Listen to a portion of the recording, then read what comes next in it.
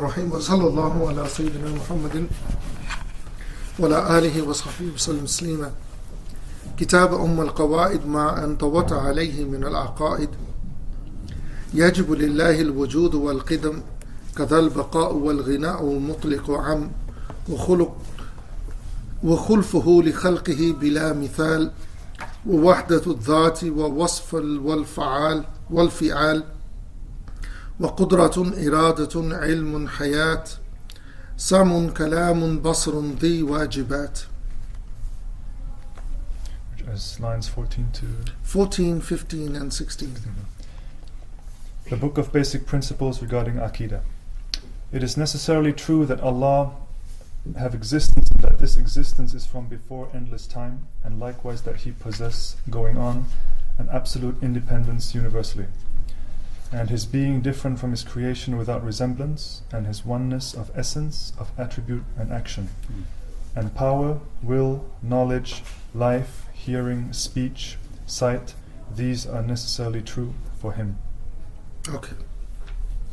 Now, Sidi Mayara, he says, the author mentions here, in the introduction, the first foundation.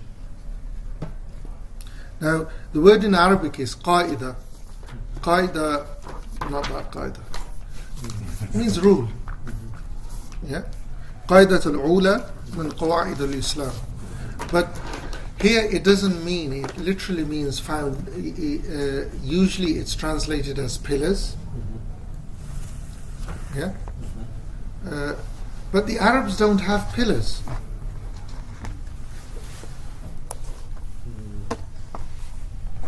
Yeah? Now, the beauty of, the school of Medina is that everything that we have, our understanding is contextualized. It's not taken out of context. And the thing is that we know the context of the texts. That's why you will find that Imam Malik radiallahu anh will transmit the text, and then he will say, there's no amal on this. Yeah? Or he will transmit the text and he will say, this bit there's amal on, this bit there's no amal on. This bit, I've got this, you can call it my terminology. You say, we park hadiths. We never reject hadith. Without going into too much detail, why would there be a text with no amal? Because it's been abrogated. Oh, okay. There's no amal on it. It's like, wudu breaking because, you eat camel meat. There's no amal on it. The text is there. Anyway, when we get to the fiqh, the section after Aqeeda deals with basic fiqh, which we're not going to be able to reach today, but inshallah, in the future. So, this pillar, I studied basic school usul from Dr. Umar Abdullah Faruqi. Now, the way he explained it to me was, he says, you need to go back to the Bedouin. Because majority of Muslims at the time of the Prophet ﷺ were not sedentary people. They were nomads. So they don't understand foundations or pillars. Yeah? Now, when you get time, just Google how the Bedouins put up a tent. Yeah? They have one massive pole in the middle. They lay out, the cloth. Then underneath, one massive pillar pushes the whole edifice up, and then 4 other small poles pull it towards the 4 directions. The tent is up, house is up. Yeah. Now the main pillar, that's the Qaidatul Ula. If that falls, the whole tent falls. That's the Qaida. No, that's Aqeeda. Okay. That's Aqeeda. Because you see, you can contextualize that. It's not something, you can't see. If you take the other four away, the tent will still be able to survive. Because you can pull it back. But if that one goes, however much you pull it, you ain't going to. That's how important the first pillar is. The first foundation. Now, I use the word foundation because we understand foundations. Yeah? We dig foundations, fill them with concrete, then we build walls on them. We know that if the foundation is not sound, the building will fall. Just as with the Bedouin, he knew that one pole. Yeah? In this country, we have, legal limits. Those need to be met, and it's the same with Aqeeda. It needs to be firm to hold, because that's what's going to hold up, the whole building. Yeah, your very, religious life is going to revolve around this one rule, which is, Aqeeda. Yeah. Now,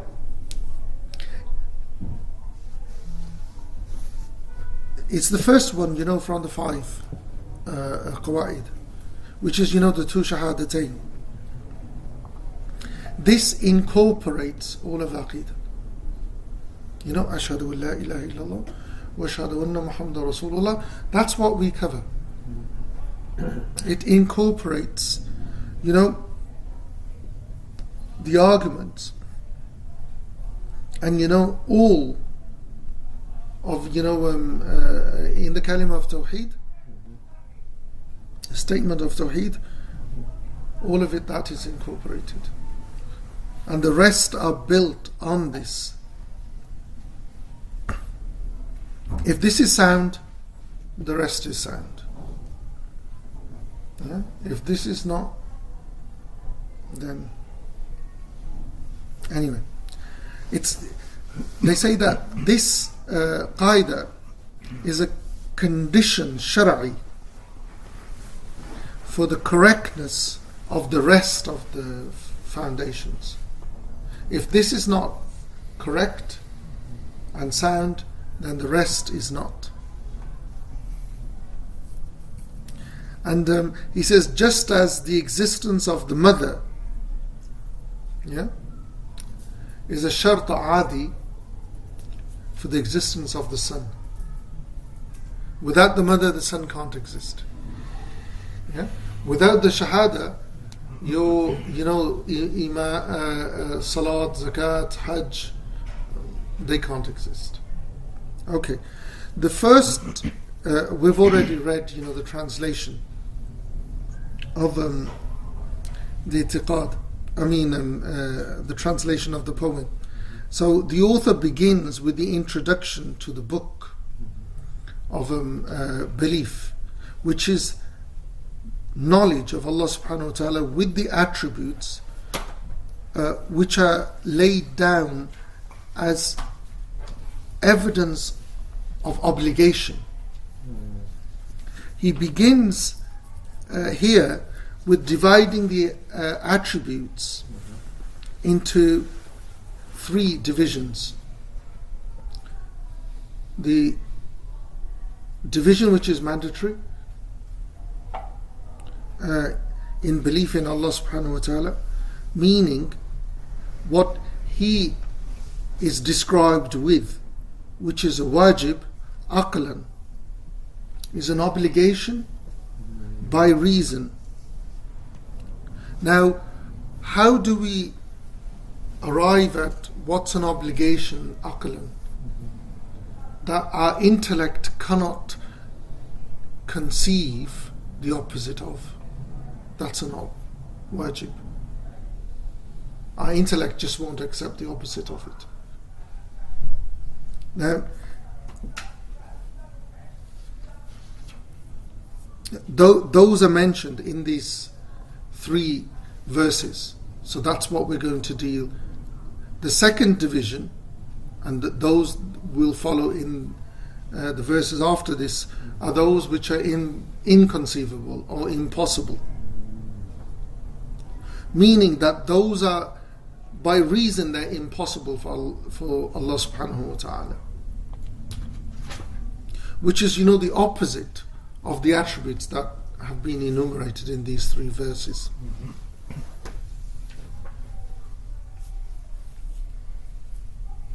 The jaiz, or conceivable,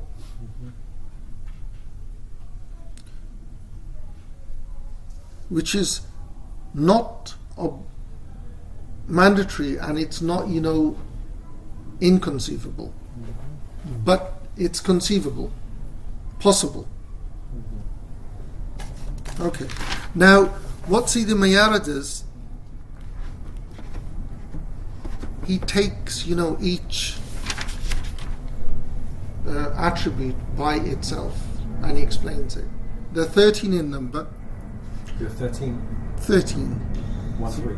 Yeah, 13. They're in these three verses. Okay. So the first one is wujud.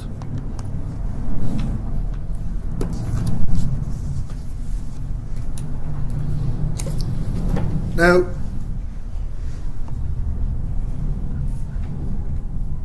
Allah subhanahu wa ta'ala is attributed with existence as an obligation. Meaning that, the intellect can't perceive the opposite of it. Now, this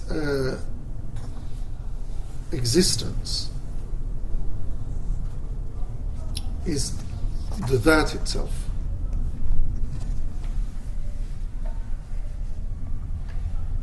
Elaborate on that, please. Yeah, I will. But what exists is God. Yeah? Now, Allah needs to exist. If He does not exist, nothing exists. Yeah? Now, with Imam Abul Hasan Ashari, this is not, an attribute. Al-Wujud is not an attribute. It is the that itself. He says, Sifatun Nafsiyya. Yeah? It's literally the very nature of God Himself. Yeah? Now,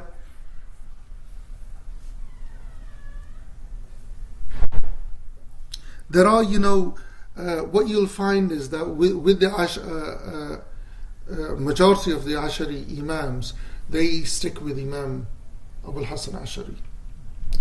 Imam Fakhruddin Razi has his own opinion. He says it's an extra.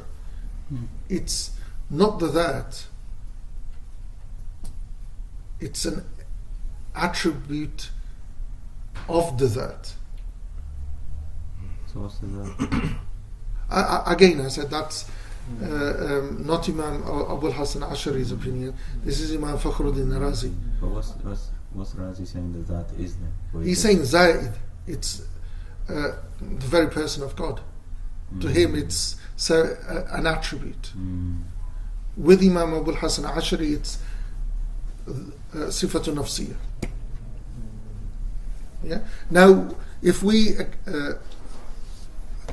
I'm someone, and the people that have this reached us through majority of the Ash'ira, they go with that. It's the Sifatun Nafsiyya. Yeah? Now, the rest of the 12 are descriptions of. Yeah, we're actually affirming just wujud. That's it. It's just wujud.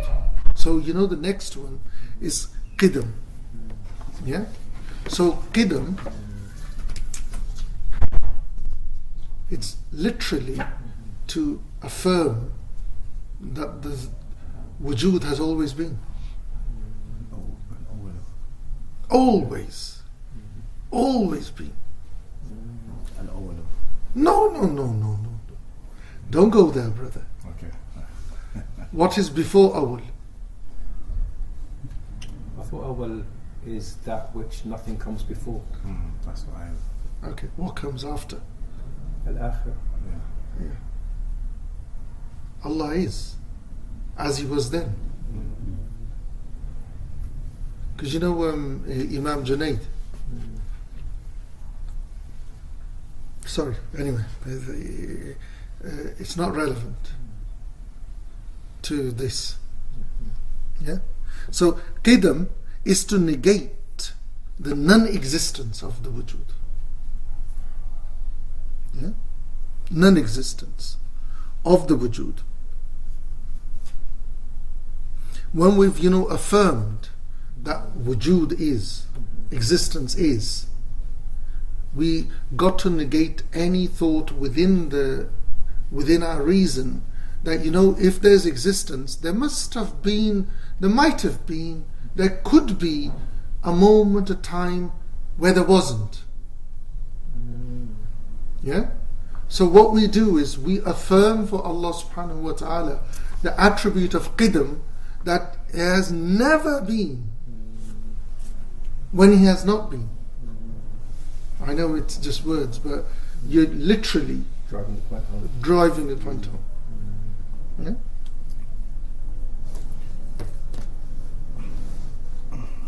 Because it's to also, the word, it's not, I know the word qidam is very close to the word qadim.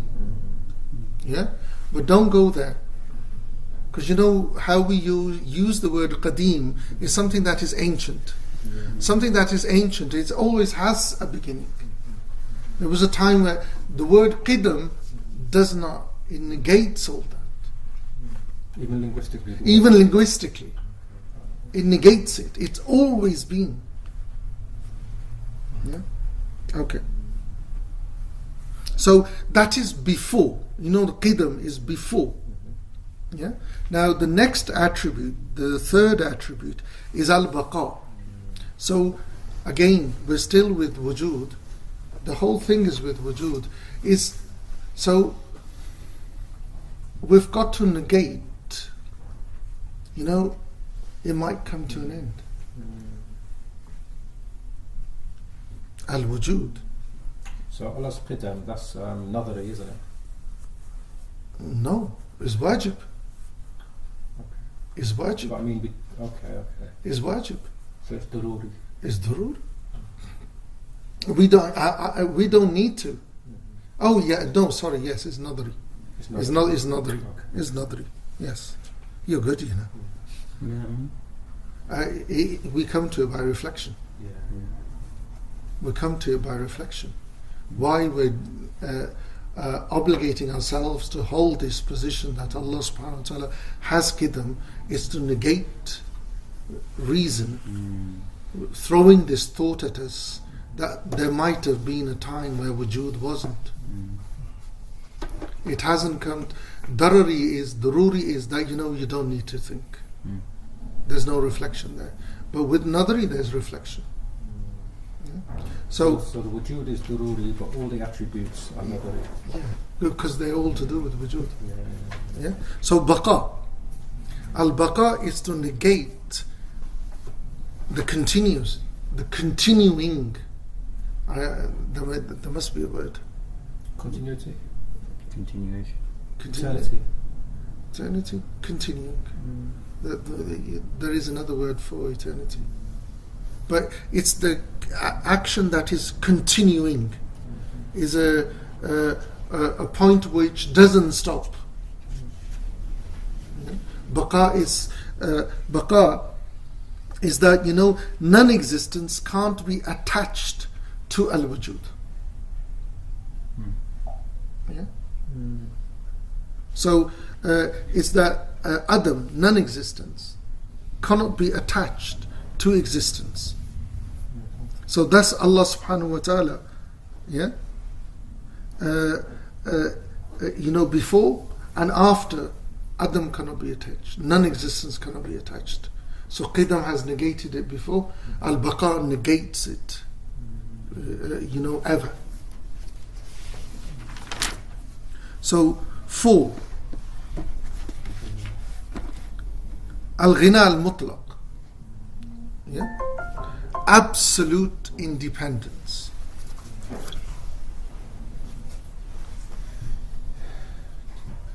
Absolute independence. Al-Ghina al-Mutlaq.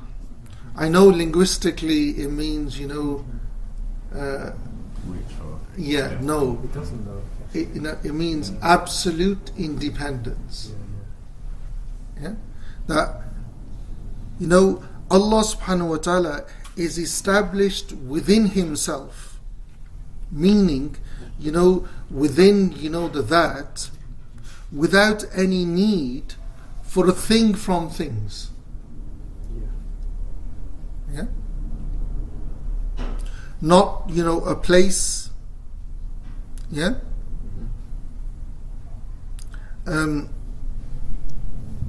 That that is in need of. So totally independent. Total Independence. independence. That he is established within himself. Yeah? He's not in need of a place. Yeah? Just in this copy, it says that bit about he does not need anything to provide him with existence, and it says he is not an attribute needing an essence in which to subsist. Okay. But because he says there's two aspects, but then obviously Allah has attributes which need an essence to exist, right? This is talking about Allah Himself in His essence of the wujud. wujud. No, wujud is his essence. Mm. Yeah? Allah subhanahu wa ta'ala Himself is not in need within Himself, within the that. And when we mean absolute independence, the attributes are not separate. The attributes are of the that. I've forgotten your name. What's your name? Riyaz. Ayaz. Your arm, your legs. If I separated them from your torso, there'd be legs, arms. Yeah? But when they're with the torso, they're Riyaz's arms, Riyaz's legs. Is Riyaz ever found without the legs or arms? Hopefully not. No. But those arms and legs are not Riyaz. Do you see the difference? There's someone called Riyaz who has legs and arms. And Riyaz is always found with legs and arms. But the amazing thing is that, if you showed me Riyaz's face, what will you say to me? That's him. That's him. But if you showed me his arm, you would say that's Riyaz's arm. That's his arm. Yeah. But if you showed me his face, that's him. him. That's in English. But Allah subhanahu wa ta'ala is that it's not a composite. We'll come to it in a minute. It's not a composite of things. He is independent, absolute. Ghina al-Mutlaq. He's not in need of a thing from things. So these attributes, they're there to tell us who we are, aren't they? No, they describe the that. Yeah, but because Allah is Ghani, then we know that we're not. No, that's what he says in a minute. He says in a minute. Yeah.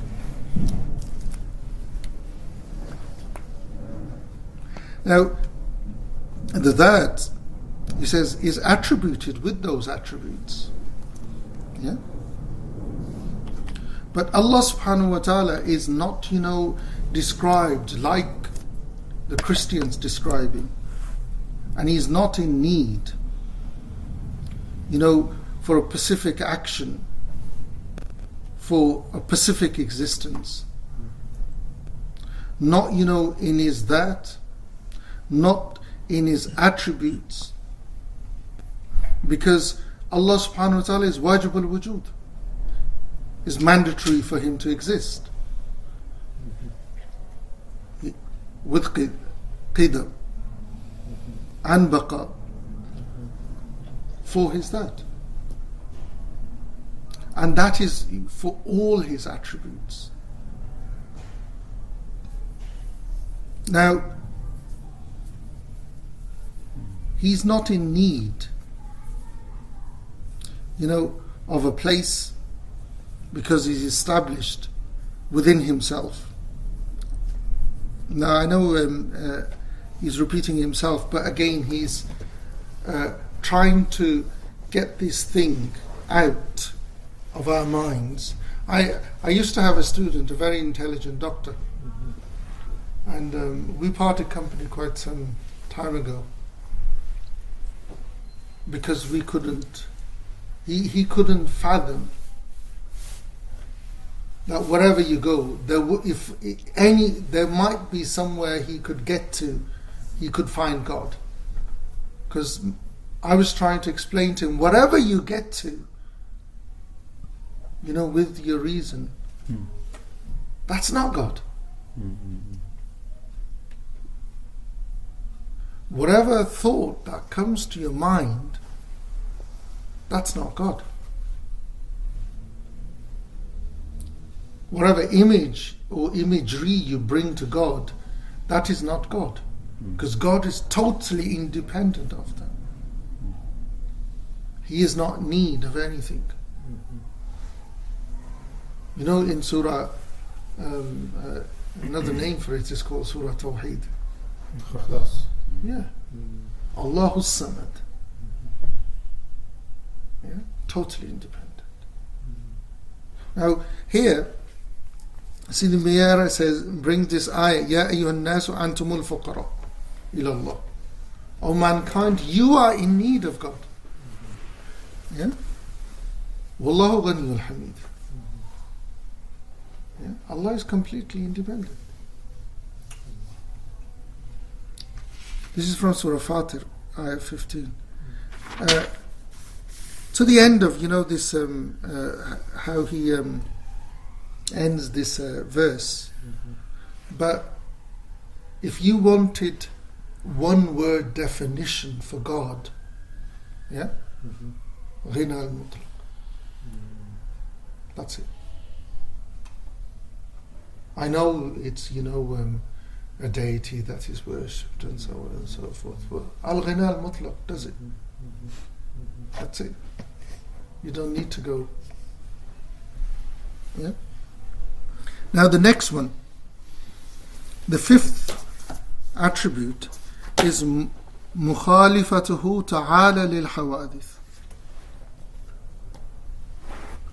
Is that in the text? No. Actually it is. It says وخلقه وخلفه لخلقه بلا مثال. Yeah? 15, beginning of 15. Yeah? Now, meaning that there is no similitude with Allah subhanahu wa ta'ala from a thing, in His that, and not in His sifat, attributes, and not in His actions. Yeah? Allah subhanahu wa ta'ala says, لَيْسَ كَمِثْلِهِ شَيْءٌ وَهُوَ السَّمِيعُ الْبَصِيرُ. This ayah is what you need to, if you don't know it, memorize it. For Aqeeda purposes, you do need لَيْسَ كَمِثْلِهِ شَيْءٌ وَهُوَ السَّمِيعُ الْبَصِيرُ. that there is not a thing that resembles him. It's from Surah Shura. There isn't much to say with that, because do you remember when we began this morning? You know what was the rule? There's God and everything else. Yeah. لَيْسَ كَمِثْلِهِ شَيْءٌ وَهُوَ السَّمِيعُ الْبَصِيرُ. There's everything else, and then there's God. And this, all those ayat, not ayat, mainly hadith, the ahad. This ayat is, the board which you throw them against. The nuzul, the arsh, so on. Even the arsh one. This is the ayah which you throw them against. That's the context that they need to be understood. لَيْسَ كَمِثْلِهِ شَيْءٌ وَهُوَ السَّمِيعُ الْبَصِيرُ. What does that actually mean? لَيْسَ كَمِثْلِهِ. What does that actually mean? Nothing. Laysa. Yeah, nothing. كَمِثْلِهِ. Yeah, like there's no similitude to him. Yeah. خُلْفُهُ لِخَلْقِهِ بِلَا مِثَالٍ. Different is the opposite is he to his creation. There is no similitude. Wahdaniyah.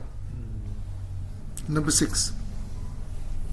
Meaning there is no second to his that, and neither to his sifat, attributes, and neither to his actions. That his that is one. It's not a composite of that. Yeah? That there isn't, other elements that come in. It's like, I know we're all familiar with the Christian Trinity. Does anybody know the Hindu Trinity? Brahma, Vishnu, Mahesh. They have one as well. Yeah. It's like, they say, I think Christians use this terminology, Godhead. Yeah? Godhead. Yeah. Hindus use the same. And the best I heard was a Buddhist. Yeah? What Godhead? So they have a composite God. Who? The Hindus and the Christians. Yes. Hindus have literally 3 gods. There's Brahma, there's Vishnu, there's Mahesh. And the 3 make up one. 3 facets. Yeah. And same with the Christians. So there's a composite.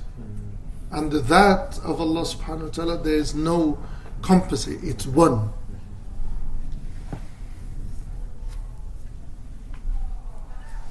It's like he's one and there isn't second to him, meaning there is no similitude. Yeah? It's like, what are they called? Identical twins. The literally, one has got divided into 2. And there's 2 beings. Yeah, but one that's. No, there's 2 that's. Yeah. Now, what we're negating is that there is nothing that can be comparable to the one. There's no comparison.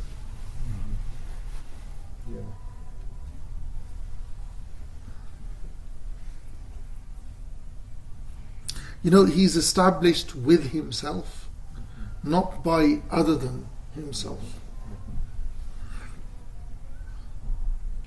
And there isn't anything that, affects.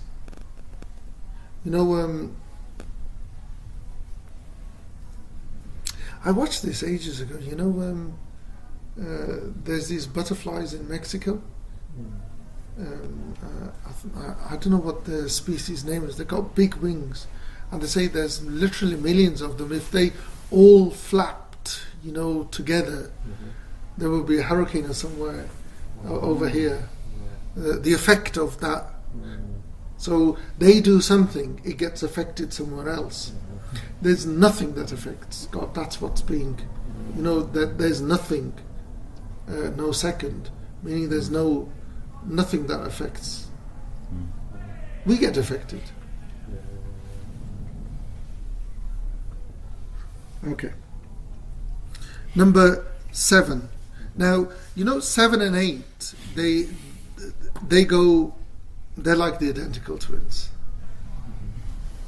But we need to understand them separately. Qudra, power. This means that, Allah subhanahu wa ta'ala brings into creation what is possible. Yeah? What is possible from nothingness, from the void. Even in the void they say there's atoms. But anyway, what we mean is there's nothing. In the Adam you talk about. Yeah. The Adam usually translates as void. Yeah. But in physics they say that even in the void there's, but there's nothing. The Adam is the lack of wujud, isn't it? Yeah. Adam is nothingness. Yeah. Now it's according to His will. Yeah. He has the power to bring into existence according to His will. That's what I was saying, that number 9, it's like the twin of number 8, irada. Huh? What's the nothingness? In that word there's a thing. Yeah. So Adam literally means shum. Lack, isn't it? Yeah. So the huh? No, because I was just thinking, how can there be nothingness if there's... No, void literally means it's out of non-existence. Is that a better word? Yeah, non-existence. Yeah. He brings existence. It's like, when things are made now. That's talking about in a temporal sense, isn't it? Non-existent temporally, things exist temporally. Yes. Okay. Nothing exists eternally. Everything has a beginning or an end, or it has a beginning. No.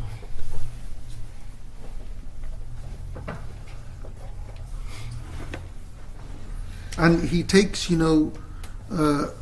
all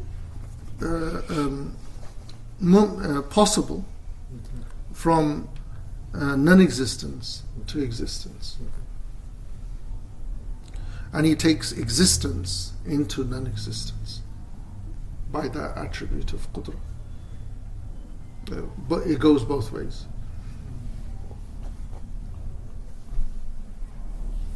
And no one has can attain muqtasab, that qudra. Irada. Now this is an attribute by which specific, possible, what are permitted, meaning that what's attributed to qudra. He wills it, He has the power, brings it. If He doesn't will it, it's not going to happen. The will and the power go hand in hand.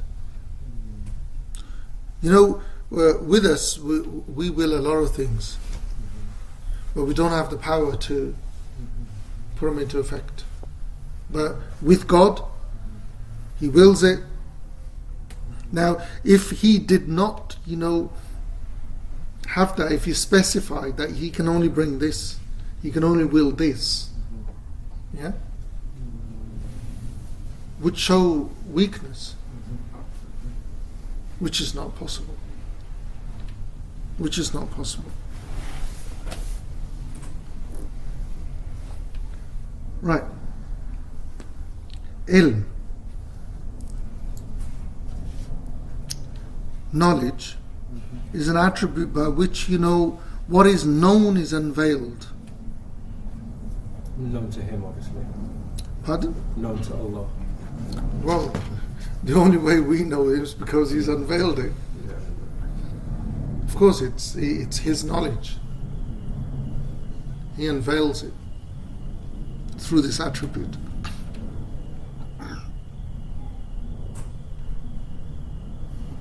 And what Imam Sanusi, has people heard of this name before? Imam Sanusi was, pardon? Imam al-Tawheed. Say it again? Imam al-Tawheed. Yes.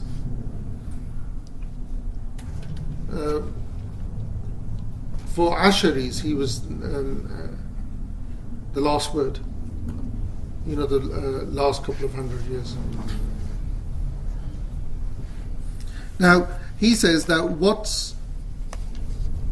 everything that is known and is correct, meaning all that is wajib, all that is, conceivable, and inconceivable, and all that is conceivable. That's what's unveiled.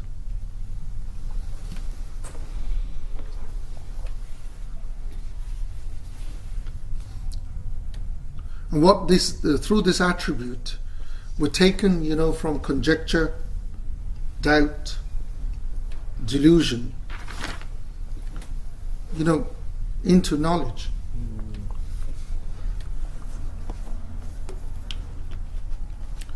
Okay. Life, hayat.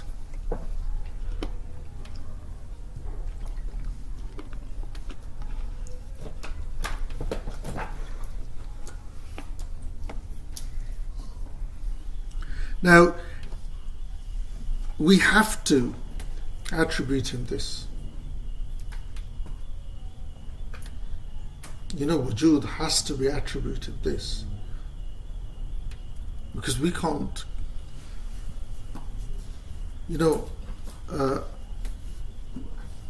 aqli, condition is that something needs to be living to be perceived.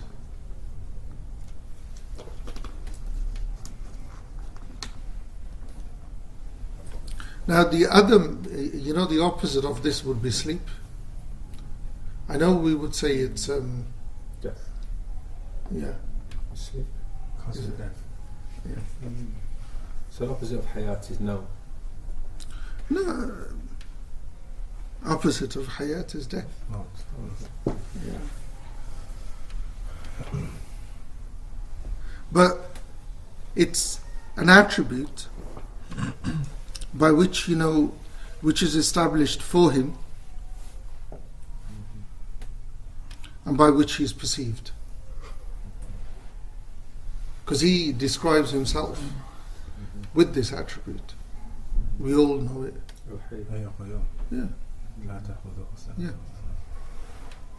He uses that word known there. That's why that's connected to it. Okay. 10 and no, we've done 10. That was 10. 11 and 12. Sam'un and kalam. No, Sam'un wa Basar. Kalam comes at the end because that's the one that we need to go in a bit.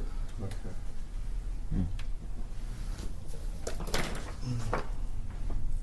Now, he just quotes from the Muqaddimat of Imam Sanusi that hearing is an eternal attribute by which, everything that is known is unveiled. And so what does that mean? Everything that's known is unveiled? Yeah, well, everything that we know. Oh, it's known to us. As to us. Not don't bring God into it. He says as he discusses Aqeeda. We're talking about ourselves. Because this is the thing that, we keep forgetting, is that we're trying to reason and trying to understand what is impossible to know. Sayyidina Abu Bakr radiallahu anhu, one of his dua, he says, I know you by not knowing you. End of story.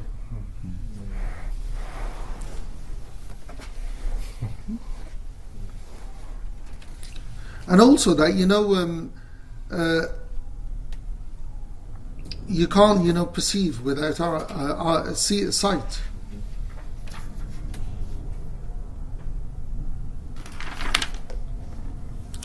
Hearing is like, his hearing is not like our hearing, because our hearing is, both of them, sight and hearing is attached to, physical organs. No, it's got nothing to do with that. Because our hearing is attached to, silent, loud, near, far, the sights. Allah subhanahu wa ta'ala has no, none at all. Because our sight sees colours, all of that. Nothing. Keep in mind that ayah, I was telling you. Yeah, that's it. Okay. Now we come to the interesting one. So he was seeing when there was nothing to see. Pardon? He was seeing even when there was nothing to see. That goes with all the attributes. That goes with all the attributes. Mm-hmm. Yeah? Mm-hmm. There was something that I stopped, before saying. Now it's relevant. Someone came to Imam Muhasibi. Imam Muhasibi is the teacher of Imam Junaidi. And said, Sheikh, where's God? Or how is God? And he looked around and, the woman that was working in his house, he said, daughter, come here. Can you answer his question? So he said, what's the question? So I repeated the question. She said, Al-an, kama kan. He is now like he was then. Oh, you're up. Yeah? He is now like he was then. And that's it. Okay. Number 13, which according to the order of the verse is number 12. Yeah. Now, who drove here? Yeah, we drove. Okay. Did you see signs? When you see the signs, what do they show you? Where something else is. So they indicate the existence of something. Yeah. Yeah? Yeah. So they're evidence for the existence of something. Now, with kalam of Allah subhanahu wa ta'ala, it does not mean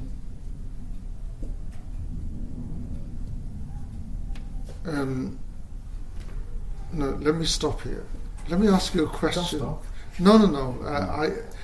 For me to continue, if I ask you a question, it will clarify it. If I said, what is the Quran? What will anyone, whoever wants to answer, what will the uncreated speech of Allah. Pardon? The uncreated speech of Allah. Okay. What does that mean? What's that? Yeah.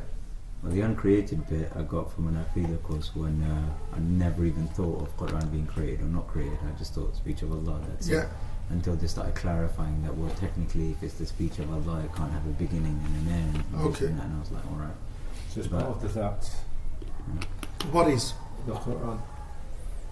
No. Even though it's not created. Let me. This is a point that needs clarifying. Part of the that, no. No, listen. What we're talking about is the attribute of.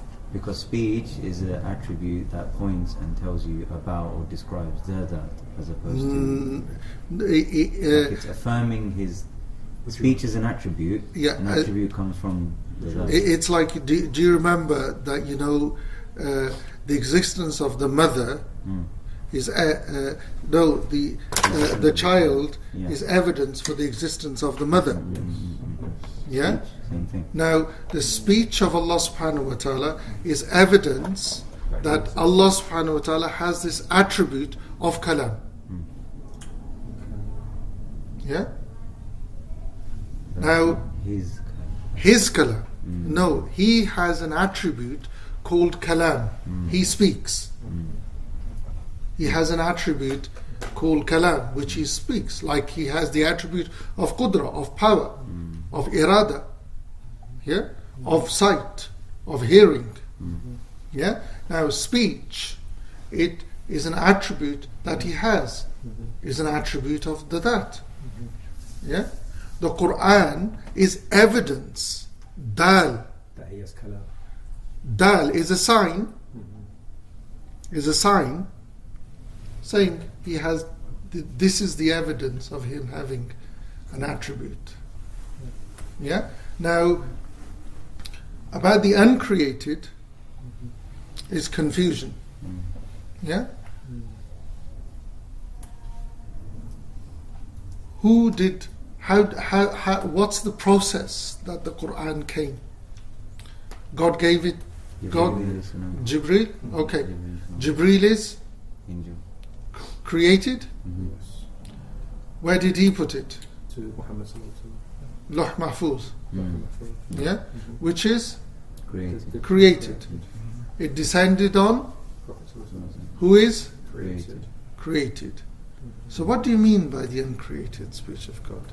I mean that all the revealed books indicate to God having this attribute of God. Any attribute of God is not in time and space. It's part and parcel of God. You've confused me now. Have I? No. I haven't. Okay. How have I confused you? Because Let me unconfuse Yeah, you. go on. No. Oh, okay. So the Quran is uncreated. The attribute of God, Yeah. of kalam, is his attribute. Yeah. ليس كمثله شيء وهو السميع البصير. Yeah, that's fine. Yeah? Yeah. That is his attribute. Now, the Quran, scripture, all revealed scripture, the four that Allah subhanahu wa ta'ala named and the ones that, inshallah, the next bit we will go through, you know, the 100 and so many that we know of. Yeah? All of them indicate to him having that attribute. Yes. Then They sign ad-dalu ala sifatul kalam. So why do we say the Quran is uncreated? That's why I asked. Yeah. That's what, as I said, it doesn't mean, it confuses more. We that's mean, what it did when it was in- we mean that he has this attribute of kalam. Is that all it means? So That's it. if you follow through what he's just said now, Yeah, that means when we're reciting Quran, yeah. or I'm speaking now, Yeah. in essence there's no difference, it's just that one isn't wahi. No, that is wahi. No, that's what I mean. That's a record of wahi. Yeah, so Quran is wahi. and Quran this is a isn't record both, of, no, the Quran is a record of wahi. What do you mean a record of something? It's recorded. It's recorded. It's written. Oh yeah. But then my speech Eh, now is as much an ishara of his kalam as No, one. no, no, no, Why no. not? Why not? No. Riaz, if you send me a letter, Yeah. I read that letter, I am repeating your words that you have written to me.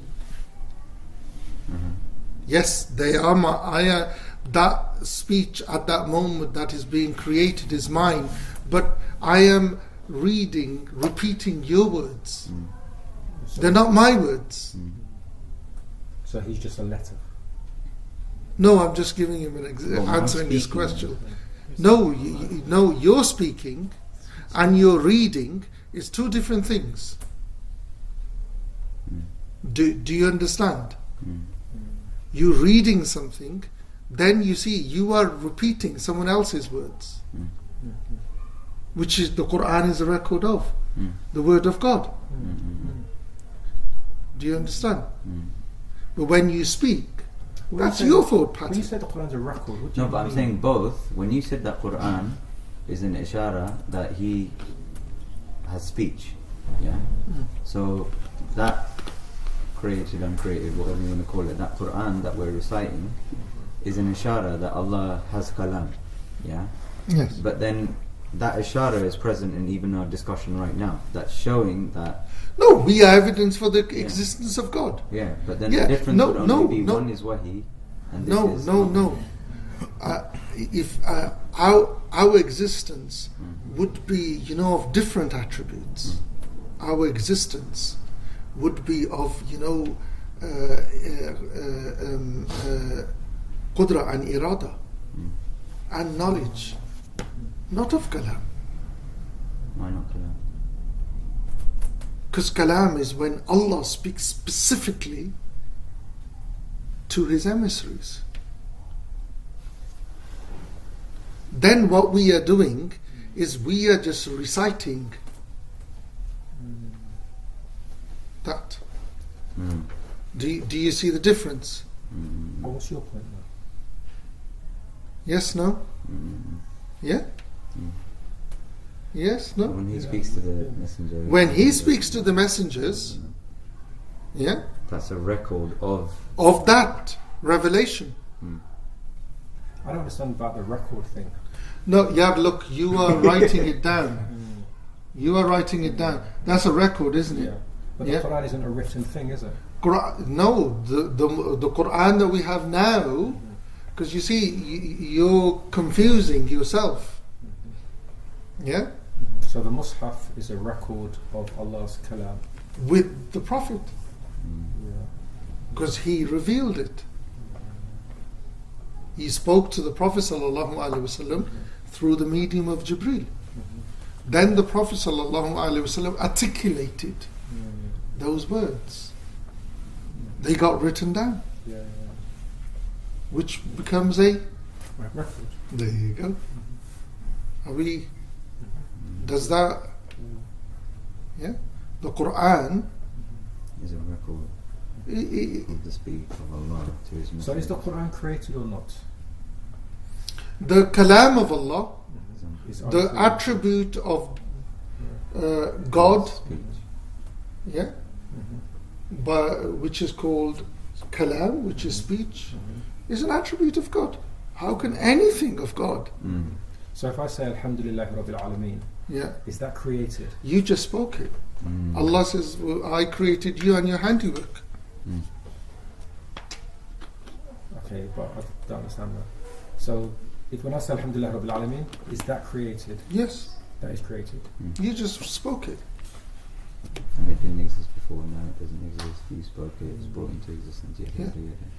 So what's the difference between the Quran and what I just said?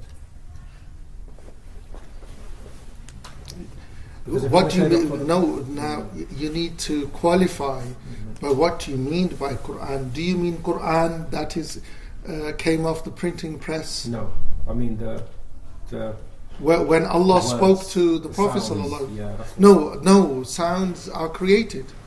Words are created. So what is the Quran then? The Quran is Allah speaking to the Prophet sallallahu alaihi wasallam. How he speaks, God knows. Because that's his attribute, not mine. Right, so Anything that I bring to mind is not God. Right, so the words that Jibreel alayhi salam said to the Prophet, that's not the Quran. Say it again. The words that Jibreel alayhi salam said to the Prophet, that's not the Quran. How do you know they were words? Okay. Does Jibreel speak? What language does he speak? I know what language the Prophet ﷺ spoke. I know which language Jesus spoke. I know which language Moses spoke. So which language did Jibreel speak? Which language did Allah speak?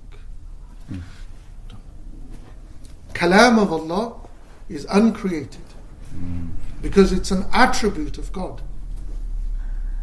When God speaks, He speaks, He's only spoken that we know directly without Sayyidina, the medium of Jibreel is Moses. Sorry, say that again? He spoke to Moses, Through Jibreel. without yeah. through the burning bush. Yeah, that's right. Yeah. But he still there was a medium. Yeah. It was never direct. Okay, so that's not kalam. No, it is kalam. Oh, it is kalam. Okay. Yeah. Because what Moses heard, he heard it with his, Yes. which is Speech. created, which is in time. You're getting to the essence of like words that Yeah. have meanings. Are ours. Meaning is in the words, but it's not the word itself. Yes. So the formlessness of Allah's kalam is not restricted by word, by No. letter, by whatever. Yeah. And if He wishes, He could put that essence in the word and Yeah. the letters, and it's conveyed, and we recite it, and we have Yeah. it for 1500 years. Yeah. But the essence of the thing is not in the thing. Yes. But the attribute is not. It's like love. You love a woman, but it's not that thing. It's you love the. It's not in the flowers. It's not in the flowers. That's it. You got it. No, but you Man see, the sentence. simile is wrong. Yeah. The I just simile wanted to is say wrong. love somewhere in there, so Yeah. I just like chuck love in. The simile is wrong. Why? Because Allah has no similitude. But for our understanding, as long as we understand God has this attribute called speech, which is nothing like our speech, nothing like human understanding of speech. So when they say the Quran is uncreated, what they really mean is They really don't know what Allah's they're saying. speech is uncreated because it's Shall I tell you why Yeah. we say Because of uncreated? the whole. The whole issue of the Mu'tazila. That's where most of Aqeeda comes from. Okay? Because the issue was that they, because you see, we're finished with, these are called positive attributes. Yeah? Because the opposite of them are negative. yeah. Yeah? Now they get divided into, 3 sets. Yeah? We're not going to go through all of that because it does confuse. Yeah?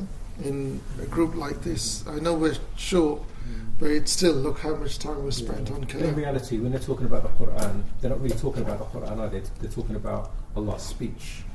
Yes. Yeah. Yeah. If they said that we're talking about, the attribute of God called speech, Yeah. which is uncreated, no problem. Yeah. It's like Sidi Atollah, when he was explaining this and it didn't get through, the Sheikh took the Quran and ripped it just to get through. Like, this is not the Quran that we're talking about. This is a Mus'haf. Sheikh Ata'ullah. You like No, you don't know. Yeah. No, Sidi Atollah, you don't know. It was who explained it to him. It was Sheikh Fadlullah Khairi. So it's the Arabic was the means of conveying what God was saying. Huh? Arabic, that's the means in conveying. No, Arabic was the language that the Prophet ﷺ spoke. Yeah, but Allah said the Quran had to be revealed in Arabic. Yeah, because So the the Prophet Prophet could ﷺ spoke it. If he was Jamaican, he would have said it in Patois. Yeah, no, that's true.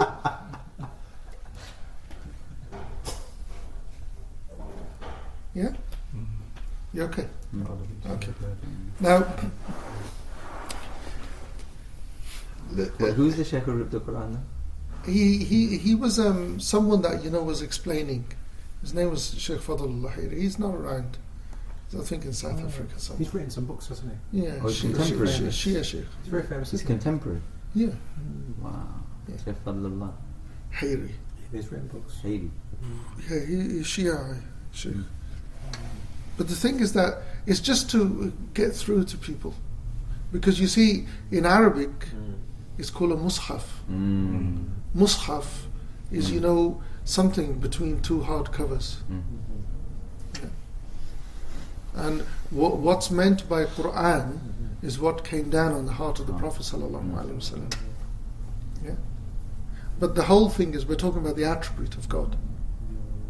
Yeah. Now the attributes get divided into two. Yeah. There are sifatul ma'ani and sifatul ma'anawiyya. It's a bit technical. Yeah. I'll try to simplify it as much as I can. There are attributes that are in time, are created. Yeah. Which are, the same. It's like, power. God's qudra, power, is the attribute of wujud. Yeah. Now, when it manifests, where does it manifest? In time, in space. So it's in time. It's called, when it manifests, it's called ma'anawiyya. That's all it is. Yeah.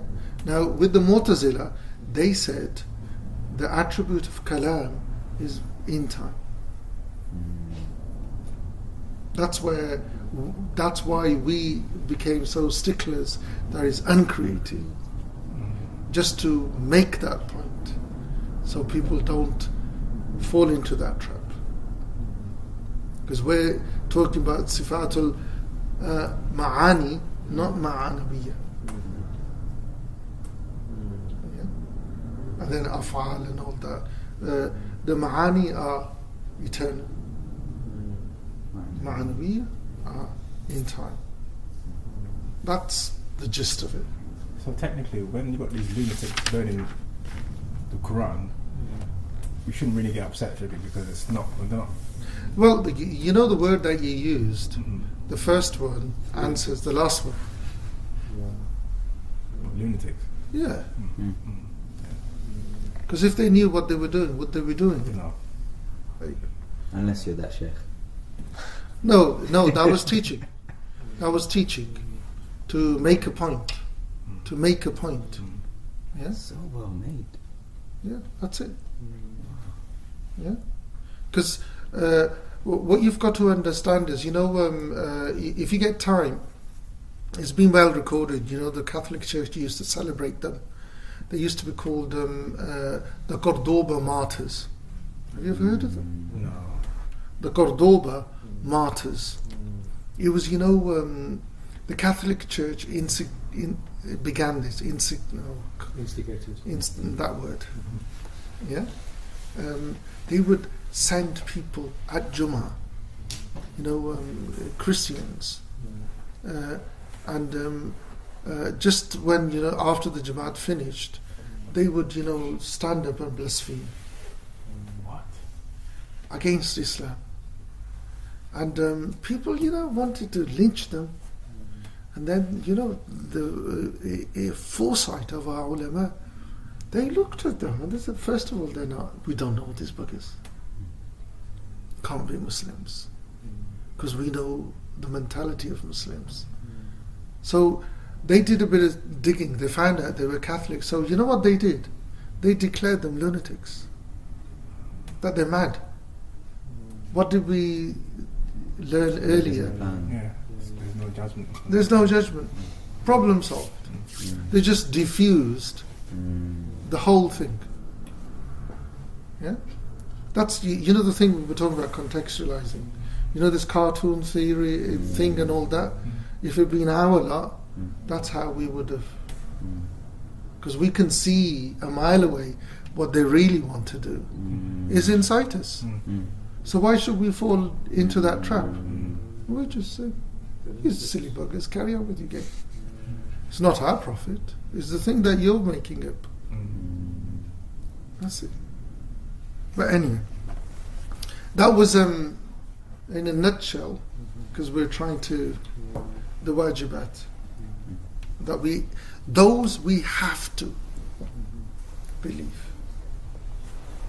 Yeah? We can't, get away from not.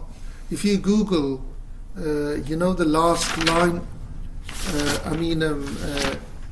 the attributes, the Sifat al-Ma'ani, in I think even in Singapore, I know in Malaysia and Indonesia they have them. They actually have made it into like a qasida. So just the attributes. the last one, qudratun, iradatun, ilmun, hayat, samun, kalamun, basrun, fi wajibat. It's beautiful because once you know these seven, they're known as Sabah Ma'ani, they're stuck. Is Adam related to Adam? No. No, it's with the Ayn. Ayn. Oh, that's with Adam. Yeah.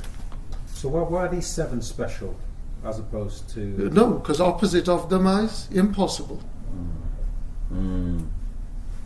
Opposite of them is impossible. They're known also as Sabah Ma'ani and Sifatu Salbiya. Okay. The opposite, or negative. Negative attributes. Go on, what were you going to say? Yes. I'm saying, is the reason... Sheikh Laraki, what's he saying? No, I know Sidi Laraki. No, the speaking and what does it say? Baka muteness is inconceivable. Is because there's Quran has been revealed, we cannot conceive that Allah doesn't have speech because we've got evidence of the him fact that speaking. He does. Therefore, we cannot negate that He has speech. Yeah, we can't negate it. But you also can't negate it because you've already affirmed it. Yeah. Because you've... Oh, with this, yeah. Okay.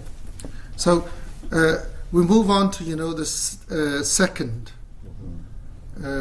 set of attributes, which are inconceivable or impossible. So verses 17, 18 and 19. So if we get into that, go on. Without going into too much detail, people ask silly questions like, can Allah create a stone that He can't lift up? Yeah. How do you respond to those types of... Because Allah's qudra is associated with wajibat, not with impossible. Yeah, but can Allah, does Allah have the power to create a stone that He can't lift up? No, it's illogical. You're saying He's all powerful to make Himself not all powerful. Yeah, the attribute of power is attached to wajib, not impossible. Those 13 that we've done, that's why they come under the thing. They answer your question that they are with wajib. Not inconceivable. Why would God do an action that would, inability? So what would be the answer to that question? Is it yes or no? Say it again. Does Allah have the power to create a stone that He can't lift up? Because you see, His attribute of power does not attach to impossible. It's like, look, magnets. Yeah? Magnets will only attach to, iron. They won't attach to gold. Why? It's impossible. But in all fairness, like for being objective, you haven't answered the question, have you? Really? No, I have. Okay. Because certain questions are illogical. We understand by reason. Yeah? Your question is unreason. That the power of God is attached to positive, not negative. Why would He create inability within Himself? It's illogical. It's a contradiction because if you're saying if God, the question says if, so it's not affirming on the against. Does He have the power? No, you say if God is all powerful. So the first thing is you haven't confirmed or we have a set of 6 ifs here on God to begin with. So firstly, it's not does He exist or doesn't He. Secondly, you're saying if God is all powerful, so you put an absolute now. Can He do something that makes Him powerless? So firstly, you haven't affirmed or negated. You didn't say this is God. And then secondly, if he's all powerful, that's an absolute criteria. You're saying, so Yeah. I'm not telling you whether God exists or not, but if he does exist, then can he just not exist? Yeah. And either way, if you say yes or no, it doesn't matter. Because if you say yes he can, then you've negated his existence and God doesn't exist. Yeah. If you say no he can't, then he's Then not you've all negated powerful and it. negated his existence. It's an agnostic, stupid question to make people But, stupid. but the thing is, our scholars already knew of these. They actually have. They say that his attribute of power It's to do with affirmative. is affirmative with, the positive attributes, not negative. It's like, look, we're going to cover an aspect of it now. Yeah. ويستحيل ضد هذه الصفات العدم الحدوث ذا للحادثات كذا الفناء والافتقار عدة وأن يماثل ونفي الوحدة عجز كراحة وجهل وممات وصمم وبكم أم سمات. And the opposite of these attributes are inconceivable for him, like non-existence, coming into being in time, al-huduth, that is, for originated things. Likewise, annihilation, being in need of other than him, count them, and he be like anything else, or his oneness be negated. Incapacity, unwillingness, ignorance, death, deafness, dumbness, blindness, or silence. Okay. Now, how Sidi Mayara, he finishes this really quickly. He says, this second division are attributes that are impossible, inconceivable for Allah subhanahu wa ta'ala. These 13 also are like, the mandatory or positive attributes.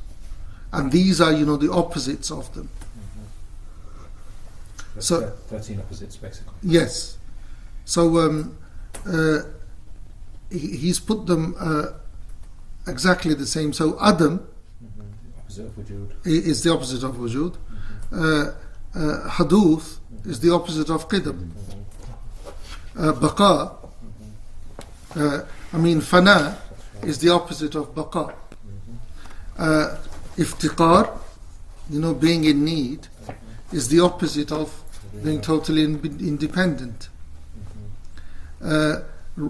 Having similarity to creation is the opposite of being opposite to creation. Negating the oneness, is opposite of wahdaniyah in the dhat, in the sifat, and in the af'al. Inability is the opposite of power. Why would you make yourself? It's impossible. Being compelled is the opposite of will. Is that karaha? Karaha, yeah. It's that he would do something which he does not want to do, which would be your question. Why would he will Something he doesn't want. doesn't want?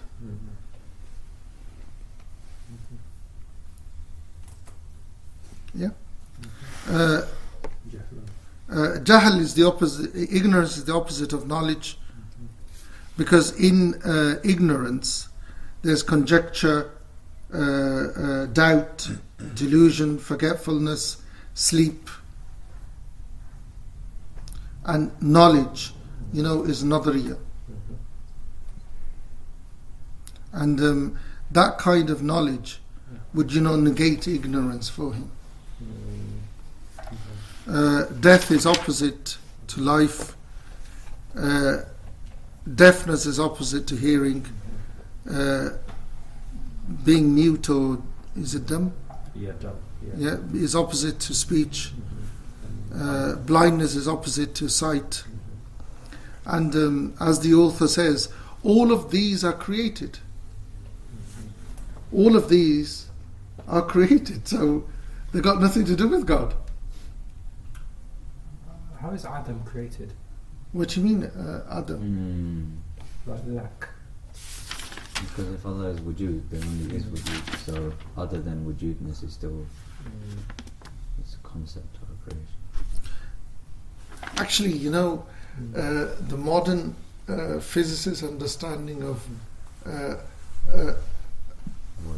the void, but our understanding of Adam is non-existence. Yeah. So his non-existence Yeah. is opposite of Yeah. existence. So he can't have non-existence. I understand that. But Yeah. are we saying that all of these mustahilat are creations? Yeah, So how is Adam a creation? non-existence. Yeah, how is that a creation? Yeah.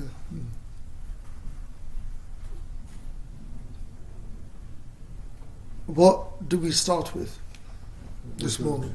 Wujud. No.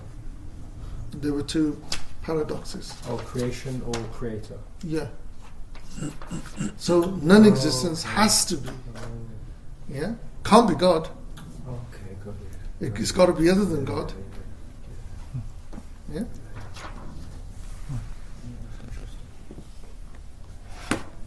Okay.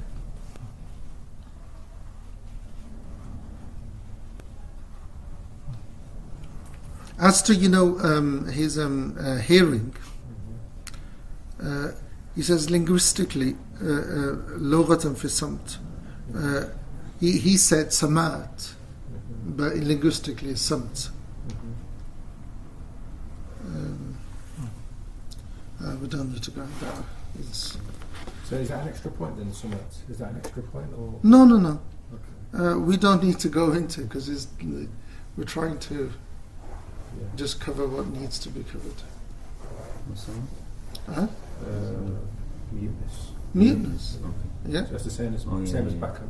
Yeah. Well, Bakam has already used it. Okay.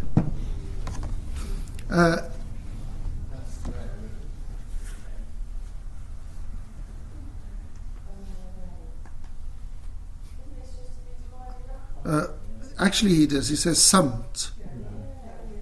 Yeah. Muteness is to do with letters, sounds, because the speaker uses words at the time of articulation. So a letter which is silent from another letter, that's if someone is attributed with speech. Yeah, God knows best. But the thing is that God's attribute of speech has got nothing to do with voice boxes and sounds and letters. So again, the hadithat. Okay. Also, it's impossible for Allah subhanahu wa ta'ala to not be able to speak absolutely. It's impossible. This was, the argument with the Mu'tazila. They said because the sifat is ma'nawi, he only needs to use those attributes because there's need for them. Yeah. So if there was no one to speak to, why would he? That's a fair enough point, isn't it? Yeah, but how do we describe someone who's dumb? Well, first of all, the word dumb is derogatory. Leave that aside. Yeah. How do we describe them? They can't speak. And That's just it. they're disabled. They're not perfect. Okay. God is perfect. Yeah. That's enough to silence any sensible person. But So are they right when they say that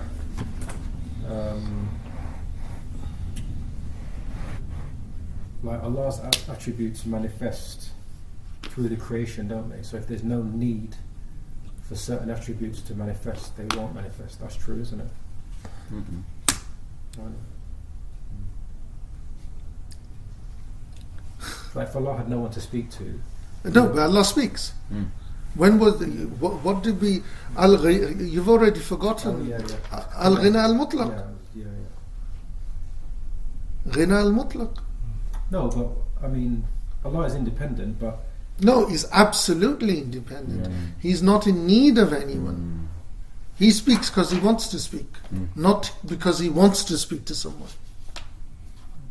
He creates because he wants to create. He wills because he wants to will. Like the notion you're giving is Allah created someone, then He's sort of got to speak to them. Oh, I've got to If they speak were to him born now. and they died and He didn't speak to them. He's not any less, you know, got speech. Like, oh, all existence never heard Allah. Like, all right, you can't speak then. Yeah. Exactly. Okay. 20. This is, the third division. يجوز في حقه فعل الممكنات بأسرها وتركها في العدمات. It is conceivable with respect to him that he carry out anything that is possible or leave all that is possible in a state of non-existence. Okay. This is, the third division of what's conceivable in right of Allah subhanahu wa ta'ala. And he comes out of, the that, the sifat. And it's every action which is possible. Yeah? Or he does every action that's possible, or he just leaves it. It's that simple. So what do you mean? He does every action that he wants, or he doesn't do it. You can't, say he's got to do this or that's possible. It's like, a question before. He does what he wants. Yeah? Because it's correct, if he creates it. It's correct if he leaves it in non-existence. Does he want to? He says, لا يجب عليه تعالى فعله. There isn't an action that we can obligate on him. And ولا يستحيل عليه تعالى تركه. And it's not impossible on him that, he just leave a thing. But he does what he wants and he leaves what he wants. Like, he rewards, he punishes, he sustains, he kills, he gives life. He sends messengers. He does what he wants. Yeah? Okay. Those are, the three aspects of Aqeeda that are must. If you were in Birmingham, you would come back next week and I would test you all. Especially, the first two, the wajibat and this. Test them if we need them. Yeah. Because that's the whole thing of studying a text. If you don't know it, it's not just I drive down, you come here, we spend some good time. No. You need to know these. Why do we need to know this? Why you need to know it is that you have the correct understanding about God. Is that just for the sake of it, so you can tick that box? No. Why? If everything was ticking boxes, then why have Iman? Because do we need to tick that box? It's because, look, at the end of the day, everything, our deen, is, I want to know God. I want to be with Him. I want to spend time with Him. Yeah? I never want Him to leave. Yeah? So what I've got to make sure is that I do everything in my power to, have the correct thoughts. So, because it's the thoughts, our actions don't, mean that much. It's our thoughts. But how does knowing this bring us closer to Allah? How do you know what God is? This gives you the framework. You know that within this framework, I cannot go out of this framework. But how does that help us on a practical day-to-day level. It will. The day-to-day level is you need to have that relationship. You know, the relationship that you have with your partner, you know there's a line I will not cross. Yes or no? Why do you have that line? Just to be an all-round nice guy, isn't it? No, there's a lot more than that, isn't it? Because at the end of the day, if you do not have that, relationship, that framework, yeah, then you can do what you want. Because the Prophet ﷺ said that with the communities before you, yeah, is the one that doesn't have any shame. He does what he wants, and he says that haya is from Iman. You are aware of your actions. It's like, when you tell me, the relationship that you have with your parents, is it the same relationship that you have with your wife? No. Why not? Just different. Who drew the framework? That's just your parents. I can't cross this line. What I mean is, though, No, but do you love them less? no. But you live within that framework, and you know that the relationship's not going to end. But for it to get more, I have to stay within that. I think the problem I had studying, or anytime Aqeeda was mentioned, is, like the bit when it says point 20, this is how it says it, right? Allah may do anything that is conceivable or leave it undone in non-existence. Conceivable here means anything rationally possible, because He will not create a God like Himself or cause His being to cease, for that is not rationally inconceivable. So immediately He doesn't need to put that there. Yeah, when you start to think of it, you go, wait, how can you say Allah can only do certain things and not do certain things and this and that? But it's what you said. He goes, He does what He wants. Yeah. So when the problem with that, فَعَالٌ لِمَا يُرِيد. That's what He says. He says it. He does. He says, فَعَالٌ لِمَا يُرِيد. I do what I want.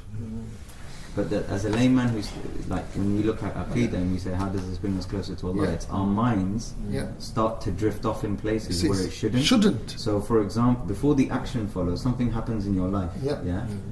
Who's the one doing it? Allah. Okay, and then it becomes personal and grudgy. Yeah. Whereas the relationship is, if you're the slave and He's the master, He can do whatever He wants. Mine is to be there. Yeah. But if your mind starts thinking about how and could He, and like you said, if atheists say this all the time, if there's pain and evil and suffering in the world, that means God created it, which means He's a sadist, and how could God, they subject Him to our exactly, and those are created. That's your mind. It's to stop your mind and your heart going into certain places and treating them like your mate, or you He's not your mate. Issues or whatever. It's like you won't go to a certain place with your parents. So this is God. This is God. Yeah, this is God. And the thing is, the more it's like Sidi Abu Madian, our sheikh's sheikh. His sheikh's name was Sidi Muhammad Iqbal, mean with a fatha, not Muhammad. And he wrote something so sublime. I started translating, I just couldn't carry on. And it's been sitting there for a couple of years now. And the bit that I translated was enough for me. He said, our job is to have adab with God. Yeah? Our role as created beings is to have adab with God. So if we find ourselves in regress or expanse, in bast or qabd, our role is to have adab. Yeah? So what is our adab in any state that we find ourselves is to thank Him. Just to thank Him.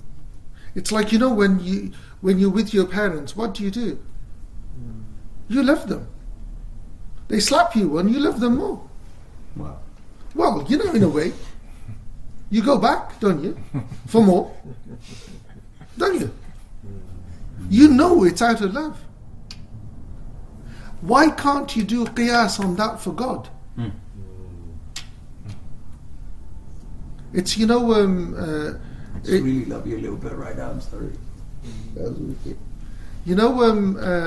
Sidi, there was a Hafiz of Hadith, his name is Abdul Rahman al-Fasi. No, sorry, Abdul Qadir al-Fasi. From Fez. Literally, 200 years ago now, from the 1800s, early 1800s. And he has a commentary on, Hisn al-Hasin, the book of Dua.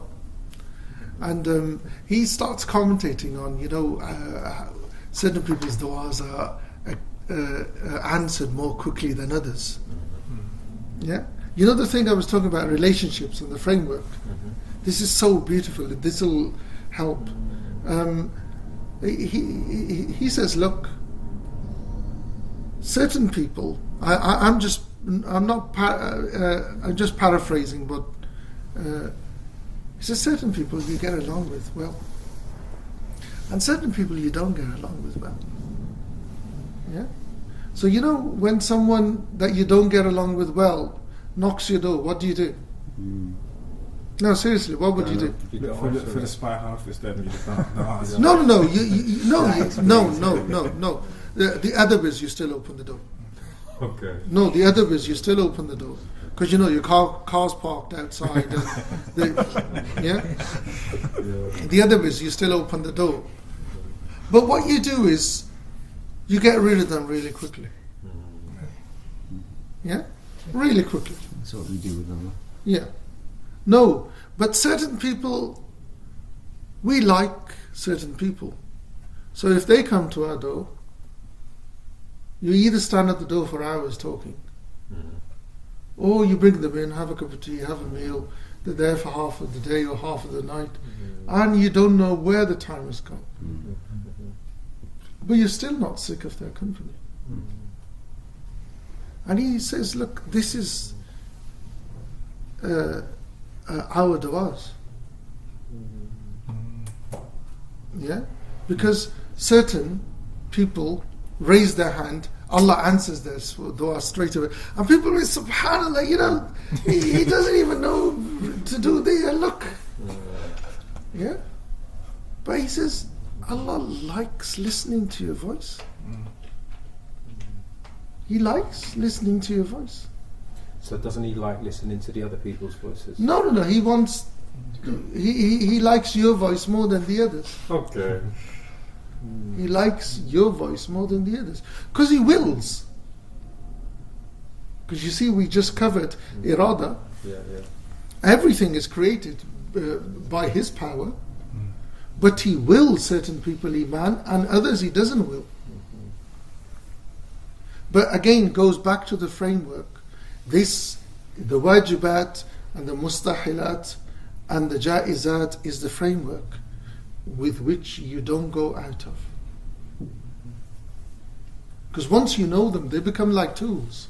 It's like, to me, decades now, that, there's creation, there's there's God.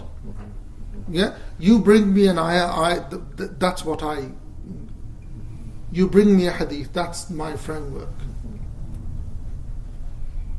Yeah? Comes down to the lowest heaven, creation. Got nothing to do with Aqeeda. What do you mean? I'm not going to go there at the moment. Okay. Yeah? But the thing that, there's creation, heavens are? Creation. Arshes? Creation. There's God, there's creation. Problem solved.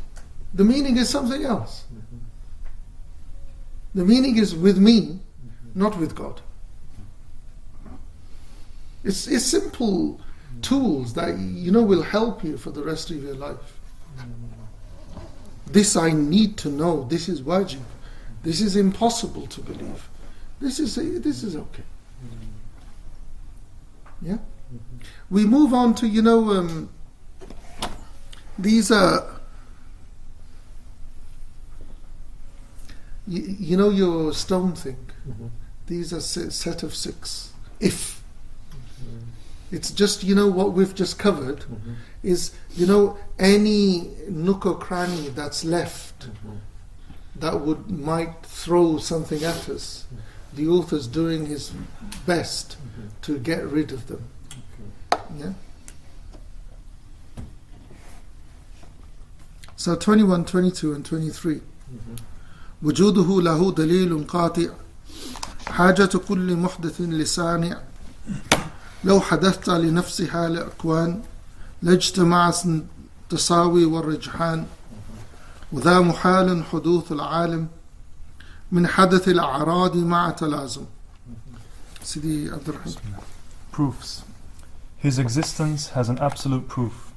Every in time creational occurrence needs a creator. If beings had originated of themselves, then the equal probability of existence and non-existence and the fact of the preponderance of existence and that beings do exist would be united. And this is inconceivable, and the coming into existence of the world is necessarily a coming into being of contingent, incidental occurrence. Okay. His existence has a conclusive proof. The need for every creation is a creator. If creation created itself, then existence and non-existence would be equal. Now, Sidi Mayara is saying here, when we've finished, numbering the attributes that are mandatory or impossible and, inconceivable, he moves